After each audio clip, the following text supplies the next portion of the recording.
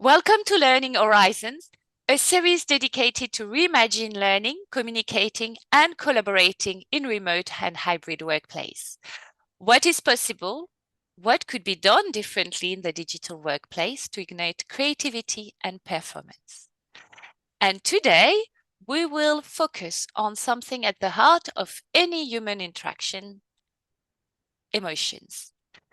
Digitalization has been acting like a filter, blurring, masking, and sometimes distorting the place of emotions and how we feel about them.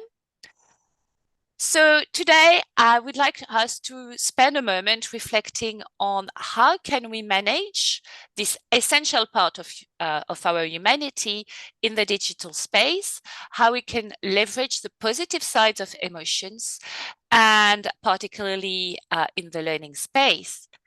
And to discuss this topic, I am absolutely delighted to welcome today's guest, Harri Mardlin, Director of Livebox Theatre, who is not only a master in facilitating around communication, but Harri has the very unique ability to make people experience emotions. I met Harri almost 10 years ago through a joint client where she was facilitating a reflection about managers, how they feel in the workplace when they sandwich between their own managers and delivering through with their teams. It was very powerful, and later I really enjoy working with Harri on virtual classroom project. What is absolutely remarkable, Harri, is your authenticity and realism in portraying and playing emotions, and that's something we're going to see hopefully in a few minutes.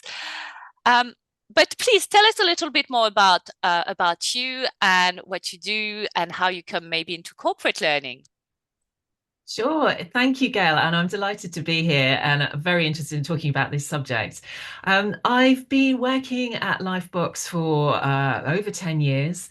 And really, right from the start, we wanted to bring learning to life and look at ways that we could illustrate day-to-day working situations and conversations in a way that was really engaging and really immersive.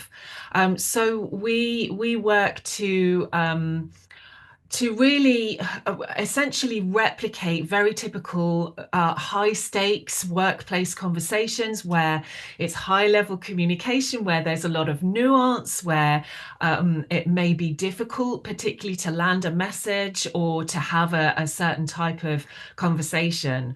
And we looked at using actors in those settings to allow participants to look in on conversations, perhaps to direct them, to have a chance to stop and change them and experiment with what was going on in the room, whether it be face to face or virtual, because we do both, but to allow that experience to test out different ways of trying out conversations and to look at really what's going on here, getting underneath the surface of what's being spoken and thinking about the subtext, as you might call it, and what's going on emotionally that might be driving people to behave in certain ways.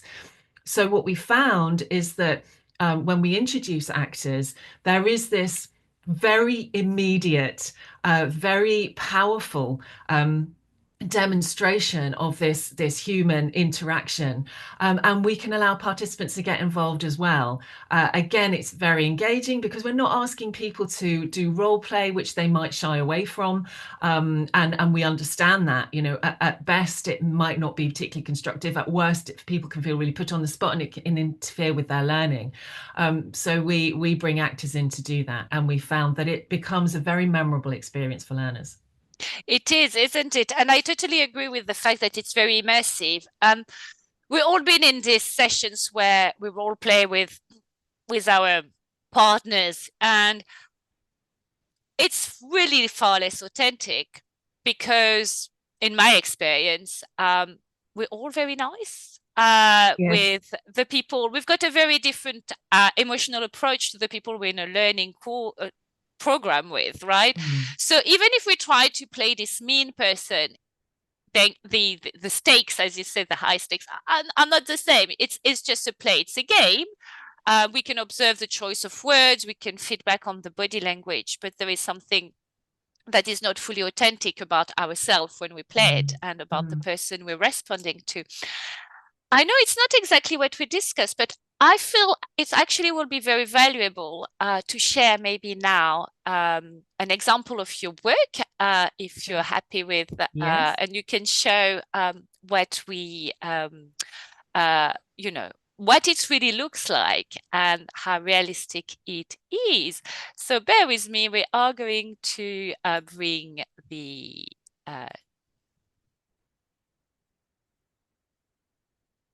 video. Here we go. It's coming up.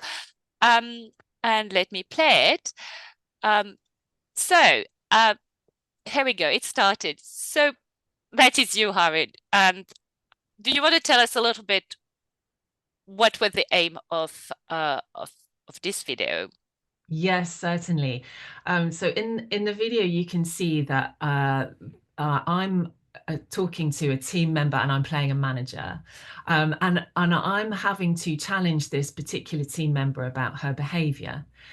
So what you can see happening is this is actually an example of the conversation not going very well, because we often show that, and we'll often show that initially. And you can see already in the body language of the team member on the left side of the screen there, there's pushback from her, and you can see that without even hearing what she's saying. She is resisting what is being said by the manager, my character. So there is a message that the manager is attempting to land, and it's really not working out well. So what we often do is we often show an example that isn't going too well, but we don't take it miles away from what might really happen day to day. We try to keep it very much along the lines of what people might experience. And often participants will say they're looking in on a conversation like this, and they're recognizing, I've been in that situation. I might have even said something like that before, or I might have behaved in that way. But what's interesting about this is we see the layer of communication that's all to do with the non-verbals, the body language, and we can read so much, because we do naturally as human beings, all the time we're reading the non-verbal cues in one another's physicality. So we can see that, and we can see already still that there is the continued pushback from the team member. She's not prepared to take on board what's being said, but it has been brought in a way from the manager that is quite a passive aggressive approach, and it's just not working. So we can look at that again, and we can just perhaps listen to the beginning of the dialogue, and you can see how the manager brings the issue that needs to be discussed, how she sets up the conversation, and then therefore why there's pushback from the team member. Let's So, do this. so Let's we can do see if we this. can just listen in a little bit initially. Yeah.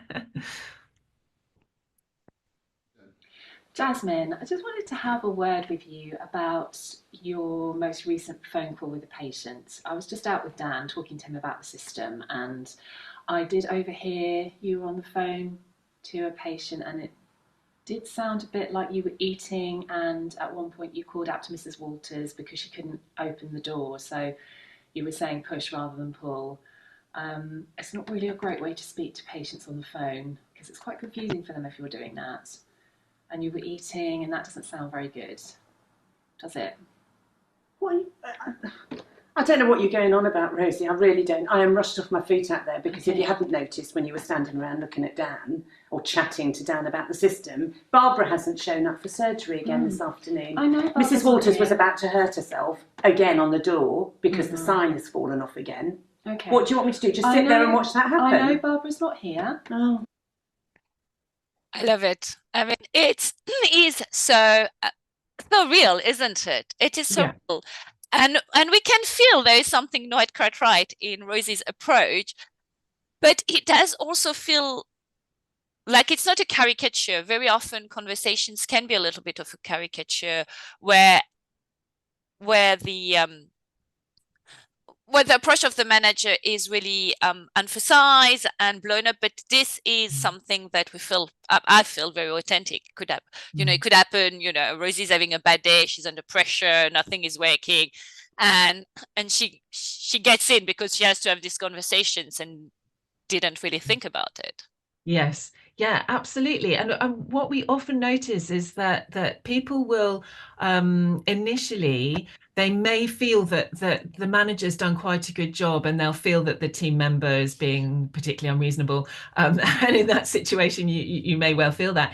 But we have to understand what is driving the behavior of that particular team member, and why might they be triggered to behave in a certain way, what's going on under the surface. And that's all to do with the sort of this emotional response. It's almost like in that example, you can see it's like a threat response in Jasmine, because of the way that Rosie started the conversation. And actually, exactly like you're saying, it wasn't anything caricatured, it wasn't anything larger than life, and anything really particularly out of the ordinary.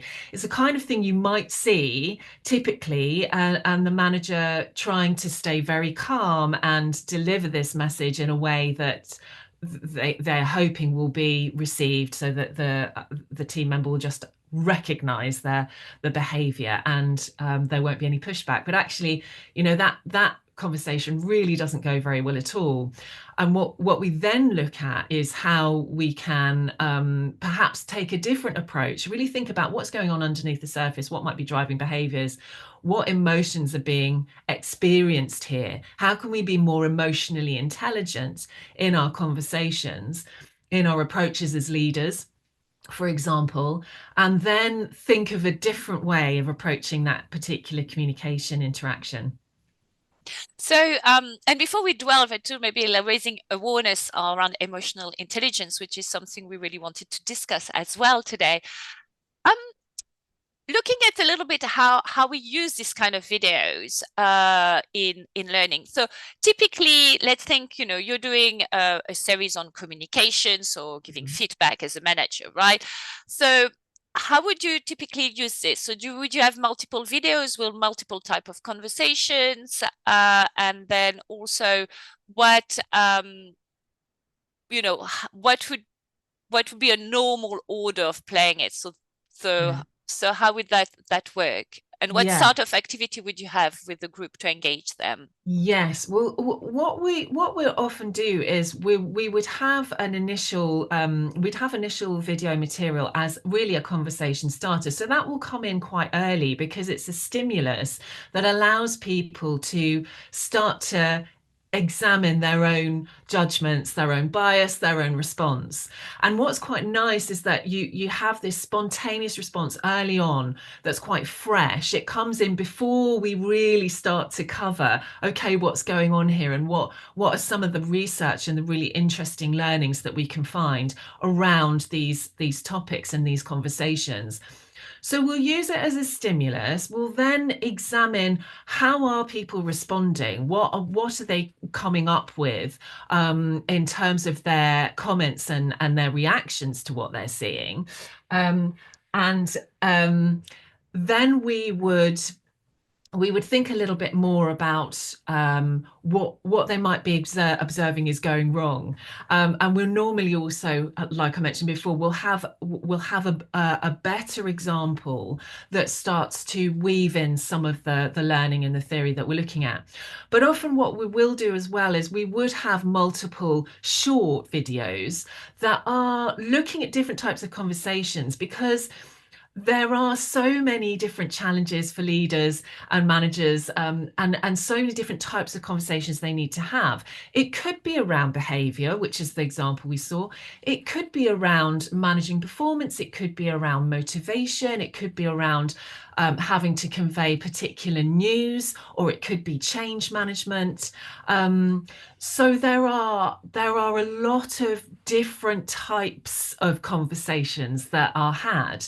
So we will look at the ways that those might be approached, because there's, in one leader's day, there could be all these different types of conversations that they're having.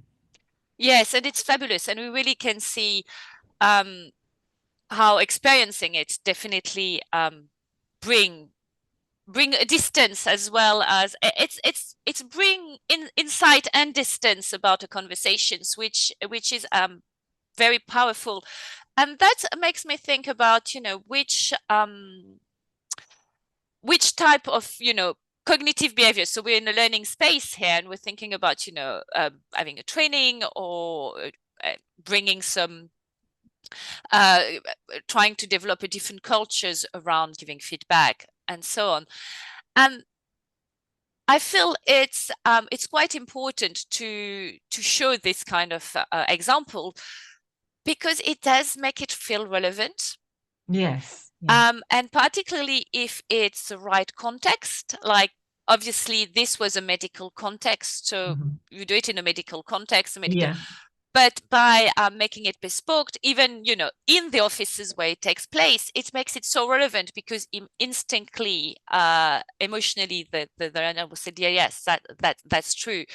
Because very often, one of the comments for generic learning is that participants are like, well, it's not for me because I'm in such industry, I'm in the medical industry, so general management tools don't apply to my industry. Or I'm working on an oil rig, general management tool, because we leave on the oil rig for 3 weeks, it's not a 9 to 5 office, the general Yes, communication exactly. tools don't apply. So by actually creating, I guess, with the client, something that's very authentic and very relevant to the environment, immediately tap into this feeling of belonging, of relevance for the learners. And I guess it's very important.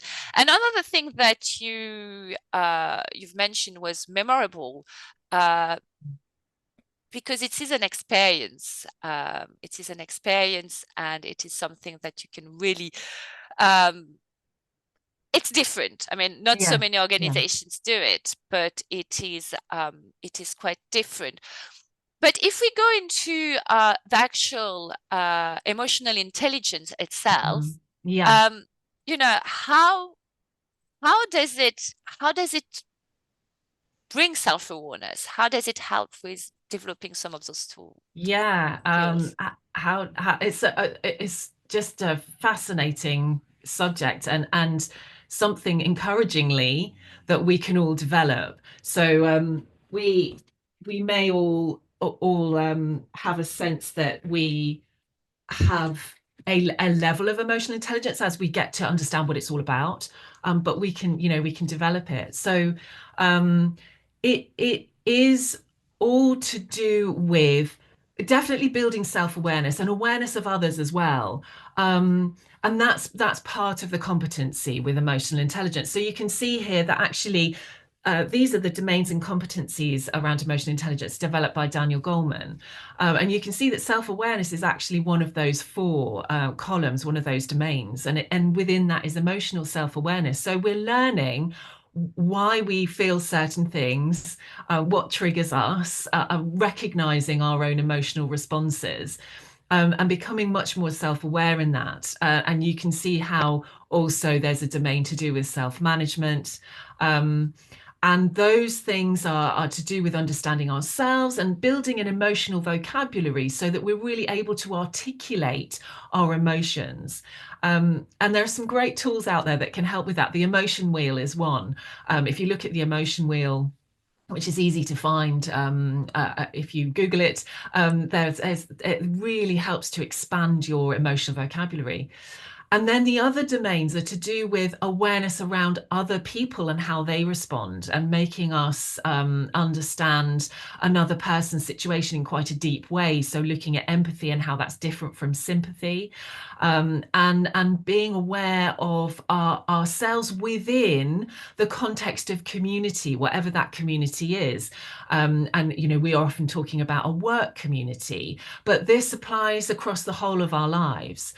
So recognizing that whatever our own concerns and experiences are, and responses and so on, that those fit into the wider community. So we're understanding ourselves in that context and understanding others and how a bit more about how they respond. So these are incredibly useful. I find this work from Daniel Goleman massively useful, and there's loads out there. We can find if we want to look into it more. And absolutely, and we will reference emotion wheel and the work of Daniel Goleman in the link. So if you're watching the recording, you will find just in the page below the link with all the information.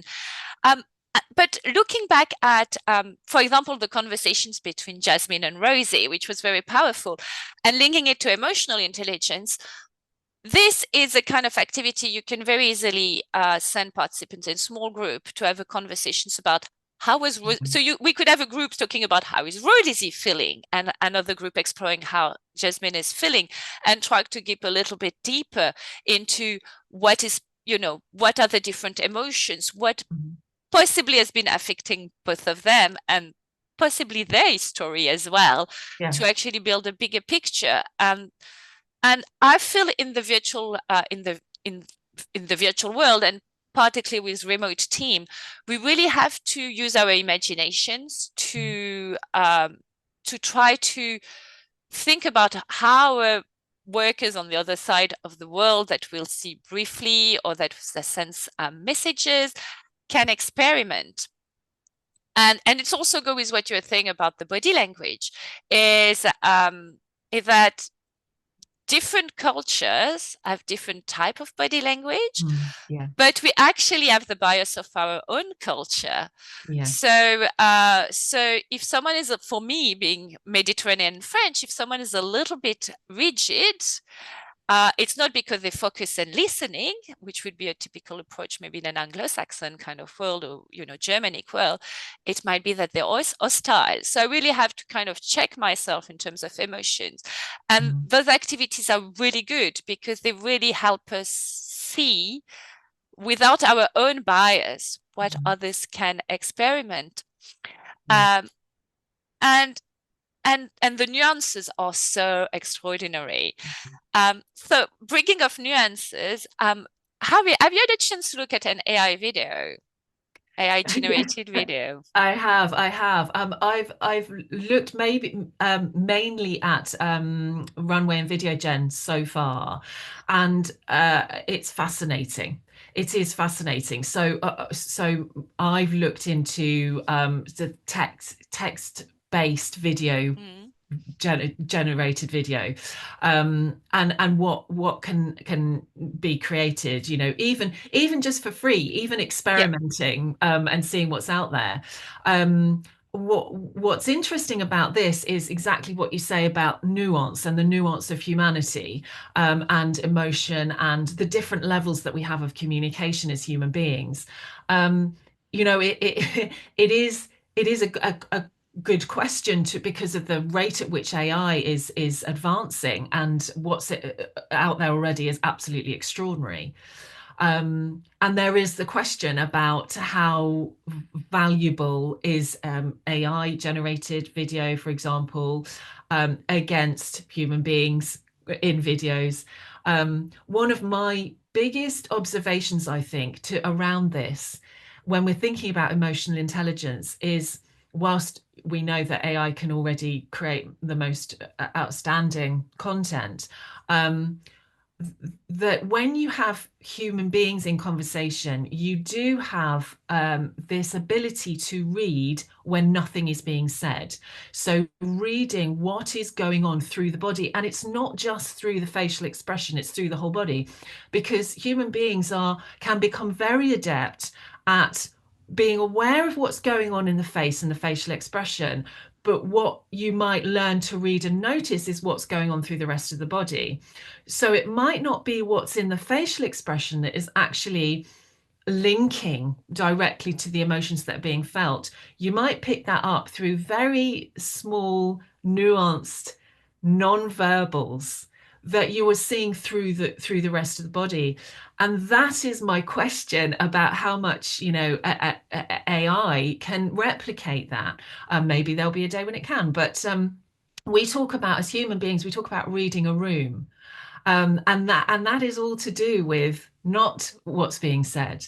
There's also the issue of when we get something we're not expecting. So you think that things are going to go a certain way in a conversation and they absolutely don't. And then again, responding very spontaneously to that, I think, is unique to humanity and human behavior as I see it. Yeah, thank you very much for your views, your expert views on the difference between AI videos and human videos. As you said, there are huge progress being made, and that is definitely, you know, what we're saying today at the end of 2024 will probably not be fully true in 2 years or 3 years, and probably even less in 10 years down the line, because it is progressing very fast. But at the moment, the nuances are really still only being picked up when it's played by a human, especially the silence element. But picking on what you just said, actually, about the whole body language, right? The reason it's so difficult in virtual environment is because it's an extra barrier to actually having a good reading, because sometimes we are looking at the camera. So to look at you, Harry, I actually have to look at the camera and just see you, like, you know, not clearly. But if I look at you, I look like I'm not looking at you. So I'm sending. So it is being aware of the tools we're using, and it says emotional intelligence as well. So if I look at my second screen where I've got the competency slide, now you're feeling that I'm not interested and I'm probably multitasking, right? If we were having a conversation, like if you were my manager and I was your employee in the digital world, and I would be, yes, Harry, but you know, that's and that's also something that is an element of self-awareness in the digital environment, is that my digital body language, so where I look, what I do, where I'm turning my body, is affecting the interpretation through the tools beyond my intention. And that's why it makes it a lot more challenging. And that's why I feel having the opportunity to work with in an immersive way, where we can explore emotional intelligence, replicating our environment, is so incredibly powerful. I think we have actually come to the end of this sessions, but I've got one last thing. It's all digital this day. Everything, you know, everything is accelerating AI. And Harry, I've got a question for you. What would you learn if, through the magic of the digital world and technology, you have the ability to shorten by 10 times or whatever, shorten dramatically the time to invest in learning? What would be the one thing that you would love to try to develop? Oh, gosh, shortening the time in which it would take to get there at the Yes, moment. if time is an issue for you to develop in any aspect of your life, whether it's gardening, cooking, abseiling, rock climbing, or something with work related, but what is something you've been postponing for years, things I've got no time to learn? Oh, well, I have particular interest in learning British Sign Language. I would love to learn that.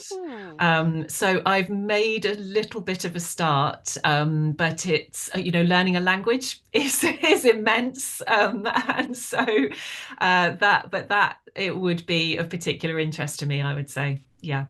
That is wonderful. I was actually thinking, because I think I should probably contribute as well, is that I've been postponing for years to try to relearn German, and my eldest son is trying to do Duolingo in German. And when you look at Duolingo, you said, "Oh yes, I remember that. I could do it." But there is so much more to a language than just, you know, playing games on Duolingo. So the languages is something that definitely unite us today. Anyway, Harri, it was wonderful. Thank you for sharing your expertise in emotional intelligence and how it can be incorporated in a learning experience.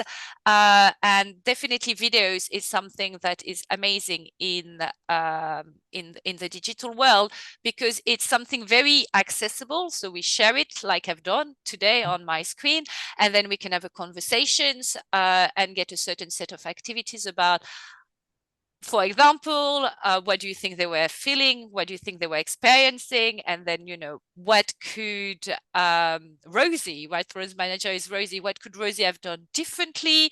How she, you know, could have managed herself differently? What she could have. So options, and then maybe planning, and maybe looking at a better version of it. So it is definitely something that help people feel what learners can experiment and think about what could be done, why is it done this way, what could be done differently. It's about options. So it is very powerful. It's definitely something that can surprise also and delight, which is absolutely essential if we want to create engagement in the learning experience. So thank you so much, Harri, for participating today. You mentioned the emotional wealth and Daniel Goleman, and we will put links to the resources with this recording.